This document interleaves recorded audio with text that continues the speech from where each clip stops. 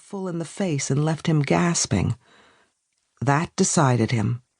He changed direction and headed toward the apartment. Lately, he had taken to spending the really cold days in bed with a murder mystery, and he was beginning to think he should have done that this morning. On Broadway, he stayed close to the buildings, hoping that there would be less wind there.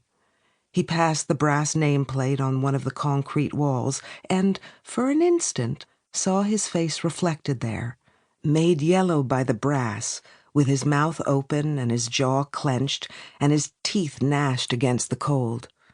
If it had been any other day, he would have smiled and maybe stopped to peer into the brass until the passers-by wondered what he was doing. But not today. Today he only hunched his gray topcoat around him more securely and kept going. His apartment was 5 blocks from campus, in a teeny, dark, old building with unbelievably high, sculptured ceilings. Opening the front door of it took all the strength he had, and all the way up the 3 flights of stairs he could smell what every family had eaten for the last day and a half, mainly bacon and burnt beans, he gathered. Ordinarily, the smells made him feel a little sick, but today they seemed warm and comforting. He climbed more quickly, making each wooden step creak beneath his feet. By the time he was at his own door and digging through his pockets for the keys, he was whistling under his breath, even though his face was stiff with cold. "That you?" his roommate called from the kitchen. "It's me." He took the key out of the door and slammed the door shut behind him. Inside, it was almost as cold as it was in the street. All it needed was the wind. The living room was taller than it was wide, and very dark, with high-backed stuffed furniture and long, narrow windows that rattled when a gust of wind blew. The mantel and the coffee tables were bare and dusty. There were none of the flower pots and photographs and china doodads that he was used to from the house full of women in which he had been raised, but a huge clutter of other objects lay around: newspapers, tossed-off jackets, textbooks, playing cards. In the middle of the dark wooden floor was a square scatter rug, colored like a chessboard, and ridiculously tiny plastic chess pieces sat upon it, in a middle-of-the-game confusion. Benjo stripped his topcoat and his suit jacket off and threw them onto an easy chair.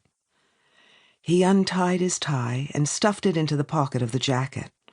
From the daybed he picked up a crazy quilt from home and began swaddling himself in it, covering even his head and huddling himself tightly inside it. "For Pete's sake," his roommate said from the kitchen doorway. "Well, I'm cold." He backed up to the daybed and sat down. The bed was a wide one. He worked himself back until he was leaning against the wall and his legs were folded, Indian fashion, in front of him. And then he frowned. "Forgot to take off my shoes," he said. He patiently undid the quilt and untied his shoes. They fell to the floor with 2 dull thuds. With his cold feet pressed beneath the warmth of his legs, he reached again for the quilt and began pulling it around him. "Hey, Jeremy," he said, "grab this corner, will you?" His roommate left the doorway and came over, carrying a cup of coffee in one hand. "I've never seen the like," he said. "You wait till it's really winter." "Which one?" "The one in my left hand. There. Thanks." He leaned back against the wall again, and Jeremy drifted over to the window, slurping up his coffee as he went. He was younger than Benjo, 21 at the most, and an undergraduate. But Benjo liked him better than most of the other people he had met here. Maybe because he didn't have that sleek look either. He was from Maine and wore sneakers and dungarees and dirty red Brewster jackets to class. His hair was so black it was startling. It gave him a wild look even when he smiled.